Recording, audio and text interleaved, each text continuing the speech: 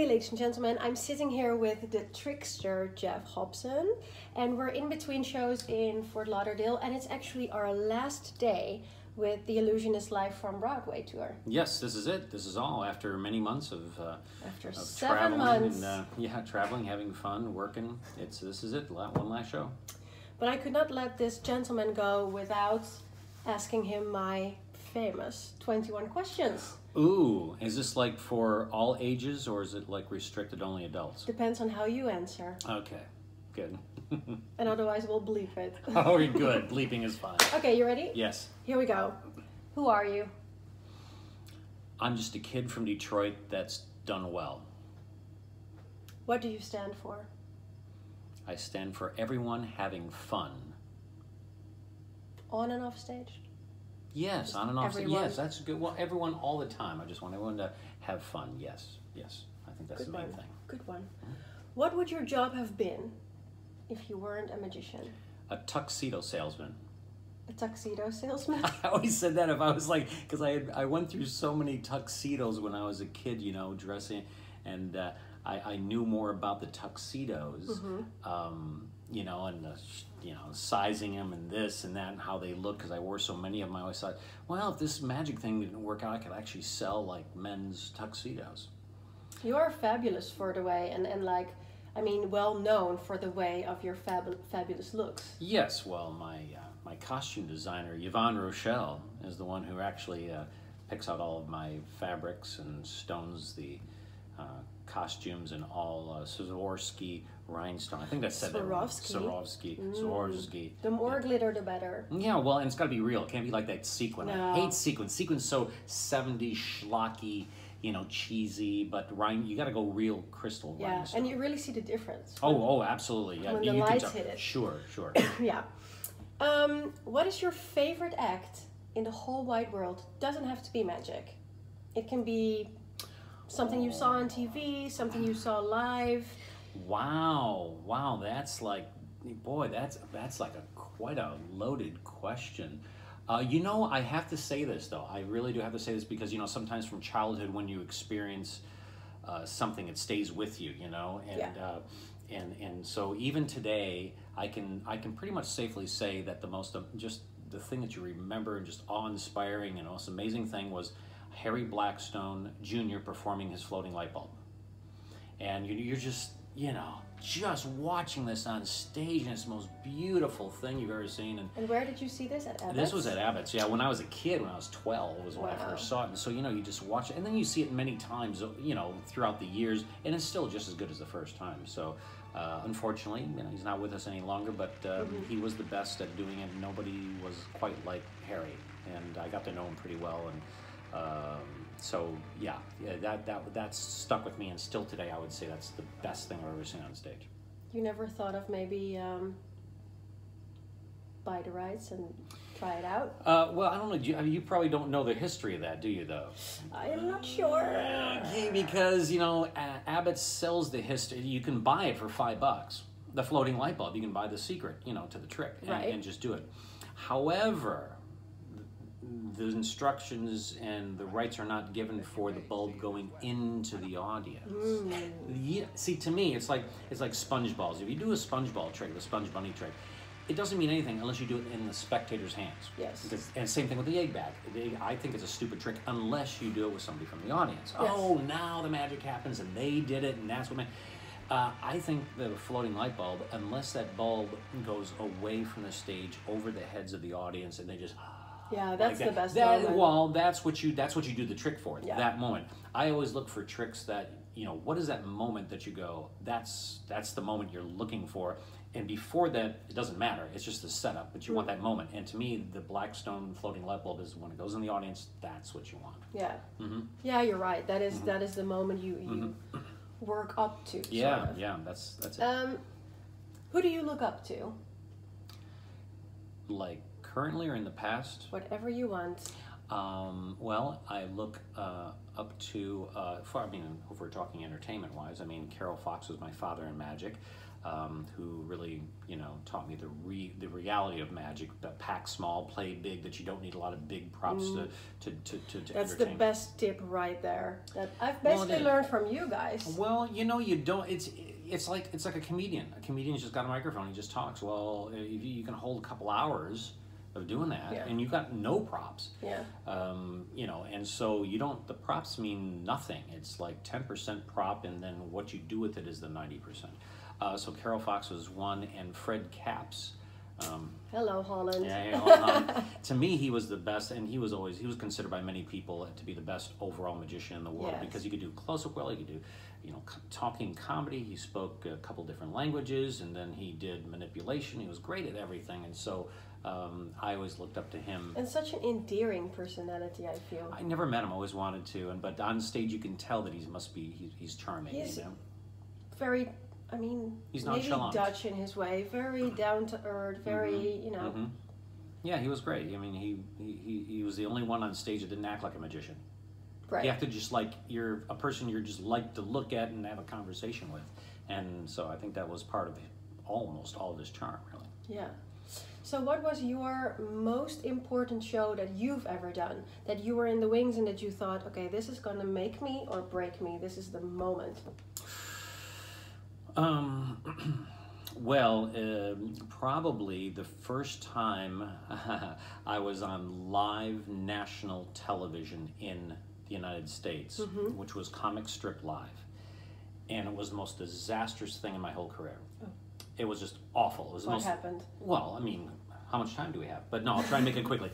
So I'm booked for this live show. I thought, oh, this is going to go all over the United States.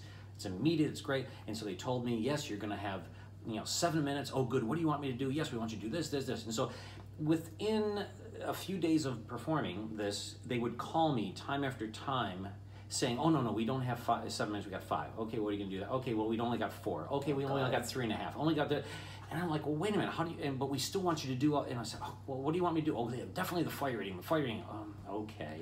Well, then within like a couple minutes of showtime, they said, okay, well, you got to go outside on the sidewalk over here and do your fire rating. I said, what? We're supposed to be in the nightclub. No. The fire laws. Well, you didn't tell me this. Well, hurry. We only got 60 seconds. I go, what about the music? I was supposed to be to the band. The band will play. We're just going to open the door and you can hear the music on the street. I said, but who am I performing for? There's nobody on the street. And all of a sudden they go, for the come camera. Here. Yeah. They said, no, come here. And they start inviting derelicts and people homeless and people with one leg and just hobbling. It was like all these misfits of people going, magic show. And I'm like, what the hell is this? And people are just standing there going... And you're waiting there with your torch. And there's like 6 people that are just off the streets as my audience, and they go, okay, and you're on, right? And I'm like, this, and I forgot to tell you, in all this, about 2 minutes before that, I said, well, outside the fire, it's a breeze, I'm going to burn myself. Oh, no problem. And so they bring like a foot locker, children's foot locker, and put it right next to me, and it comes up to my shoulder, and I said, this isn't going to do anything, right? And so I'm doing, and I'm like doing this, and I'm burning myself, ow, and the fire's wrapping around my face, and I'm like, oh, shit, and I'm trying to put it in my mouth, and finally I'm over with, like this, and first of all, they were speeding it up, and they said, no, stretch it out, and I'm like, what the hell do you want me to do? It was the most awful. And then after I'm done, it was just like a bad, it was just like bad sex sort of thing where you just drop and they walk away. And you're like, wait a minute, I felt so used. I was so like, oh, then I'm like, oh, and I knew I did bad, and everyone walked away, and everyone went inside, finished the show, and I'm out on Sunset Boulevard in LA. I'm just like going, oh, that was the most awful. And you thought, I'm going to be famous for this. Oh, here's the kicker. This is the best thing. So now I'm so pissed off. I know, I just go home. I don't even watch the rest of the show. It's live. I don't give a shit. And I only live 10 minutes. Right. So I go home in my apartment, and I get a sandwich, and I get a beer, and I turn on the program that I was on, right? And I watch the end of it. So now it's like 10 minutes, and it finishes up, and all of a sudden the MC of the show goes, and let's bring back on all of our entertainers for a final bow. And you're like... And I'm like... And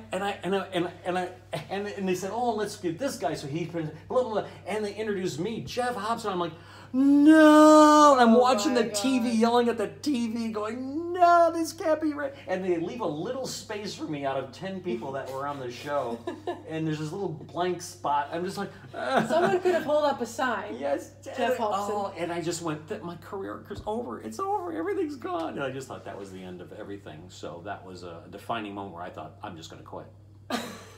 It's a good story now. It is a good story now. I can look back and laugh. You But can write a whole act about that. Yeah, at the time it was the most horrible thing in my life.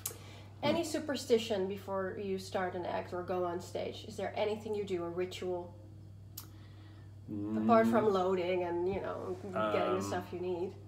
No, I'm a little bit obsessive and still not good at making sure I have all my props and everything.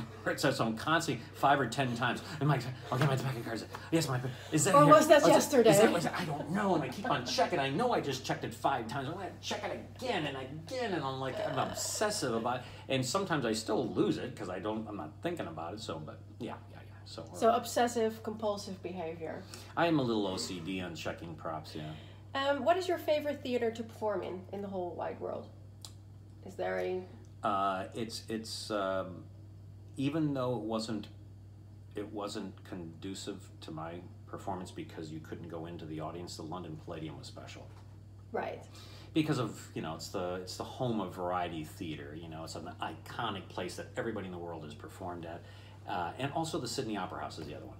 I really loved the London Palladium. I didn't really like the rats in my dressing room. You didn't have rats in your dressing room. Mice? Not rats. Yeah, I mean... Okay, mice. I mean, rats. Well, they were big. Were they? They were super big. In the Palladium? Yeah. Oh, they're famous for it. Oh, they didn't give you the star dressing room then? Probably not. That was for Jeff Hobson. I had F. In fact, I still have the key. Sorry. I just realized. Oops. Uh-oh. This is going to be all over the internet. Yes. Let's continue with, what is your favorite music or band? I really, really like Frankie Valli and the Four Seasons. Yeah, I mean, there's something about it that just makes it happy. Jersey Boys. Yeah, Jersey Boys. Just great. It's just. Have you seen Jersey Boys? Yes. Mm-hmm. It's I've great. never. Is it? Oh yeah. Good musical? Oh yeah. It's a great. So I should go and watch it. Absolutely. I actually think Ryan played on Jersey Boys, but I'm not sure. I don't know. Sorry. You know Ryan better than I do. Yeah, but I don't know. I think he played on Jersey Boys, but Ryan, sorry, I don't remember. He probably did. I don't know. What or who gives you the most inspiration?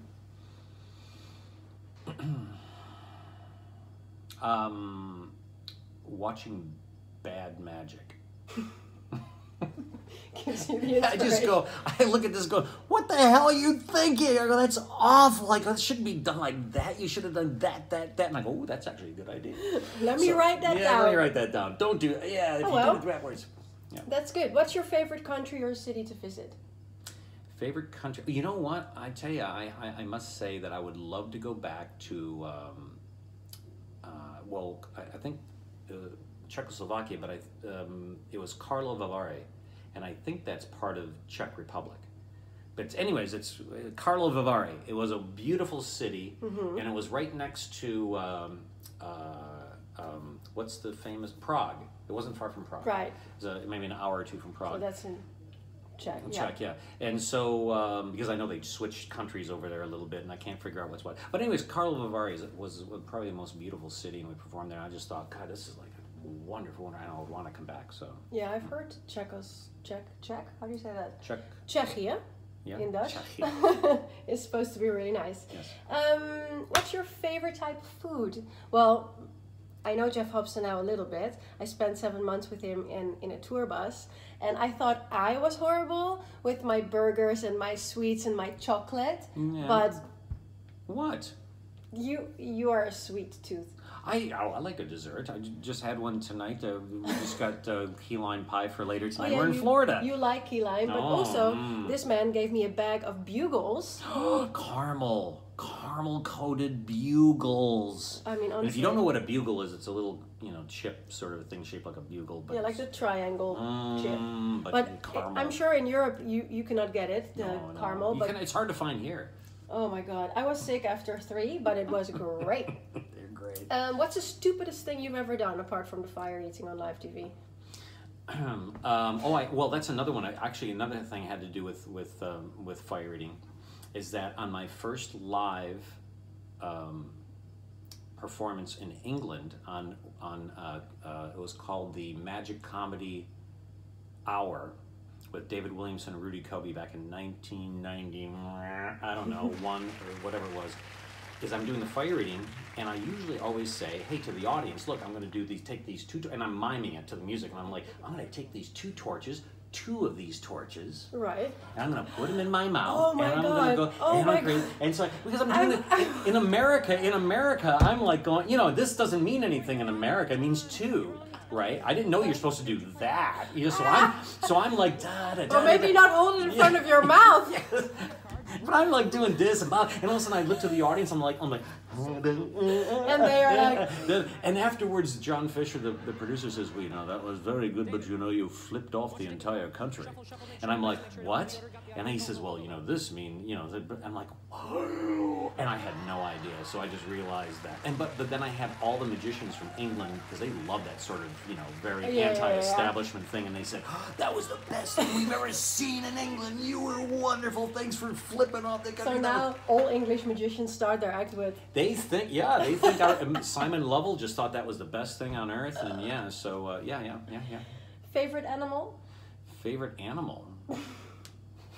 I asked this to the kids on stage. Kevin James' favorite animal is a baby goat.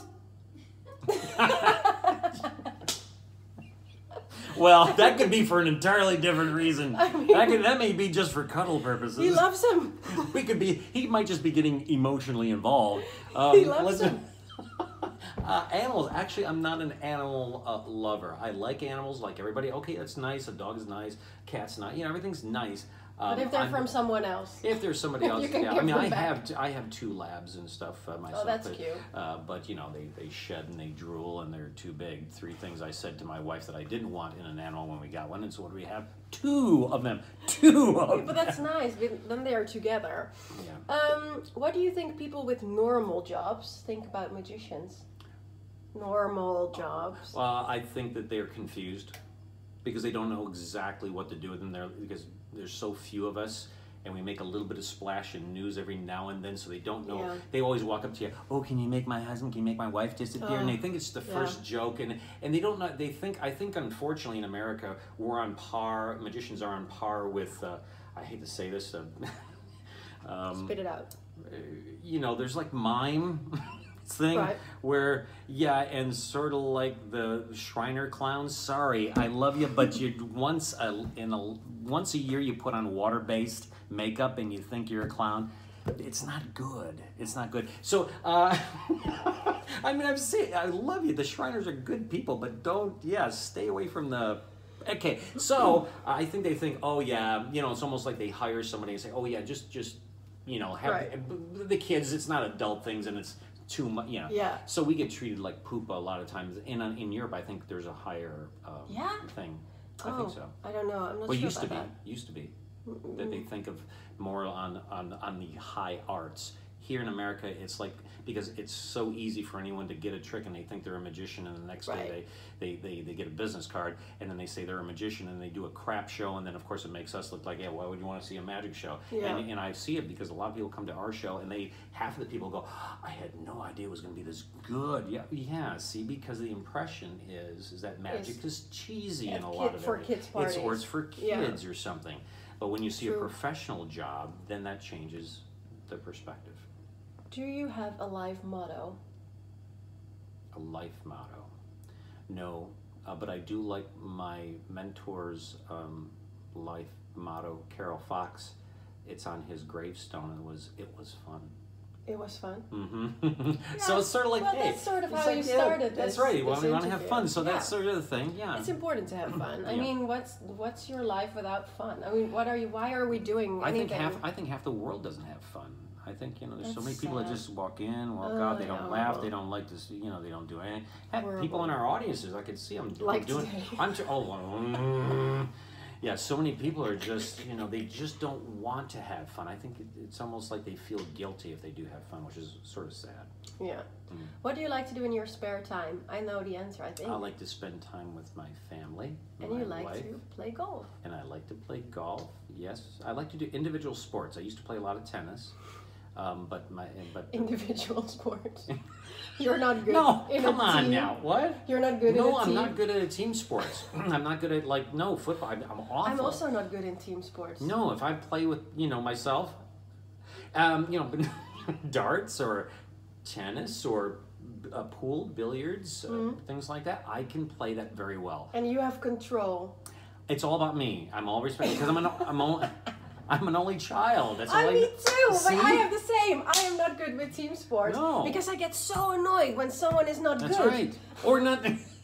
It's not what. No, sometimes they have their own way. You say, no, you have a game. You have this is the way it's played, and this is the way you need to play it. You can't change the rules. And I like, right? It's like, no, you can't make up your own game. This is how it's played.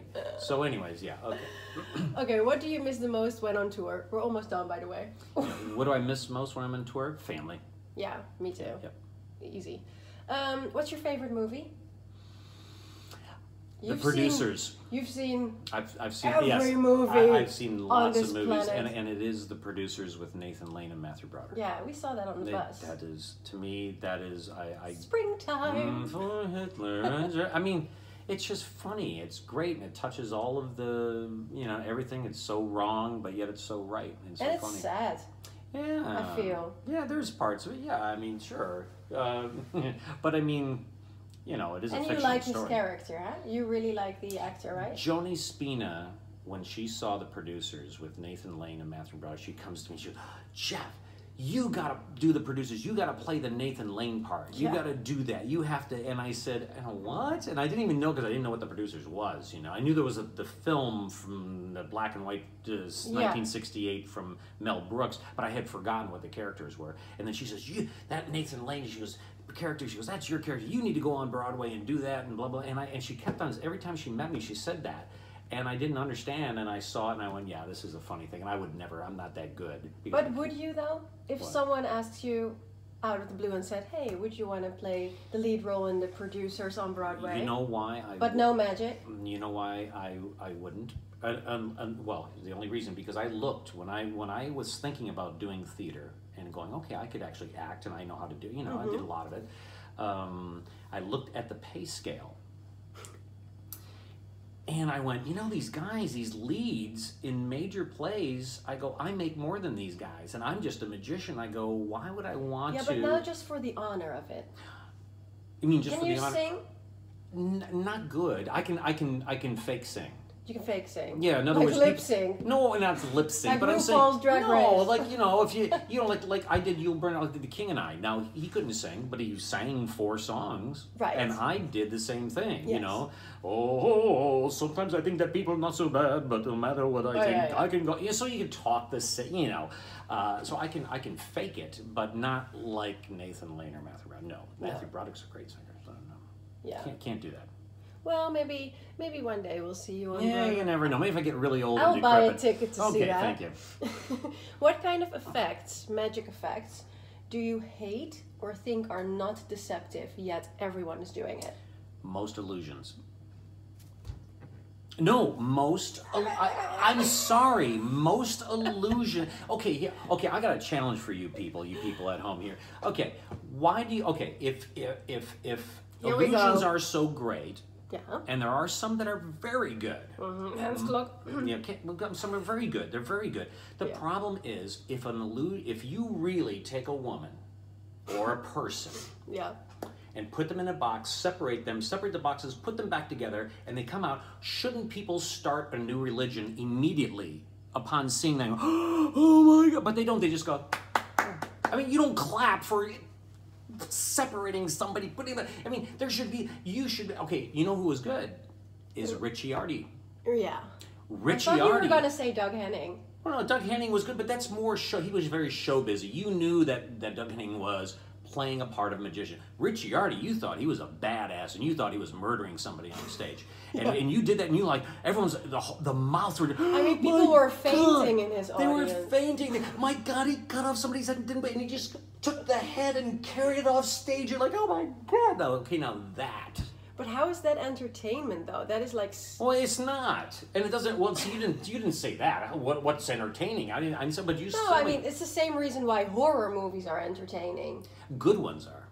Yeah. Okay. Yeah. I think people clap when, for example, I put you in a box and I saw you in half, and they clearly see your feet on the one side of the stage and your head on the other side, and I put you back together and you stand up. People clap because they have no idea how I did it. And that's magic.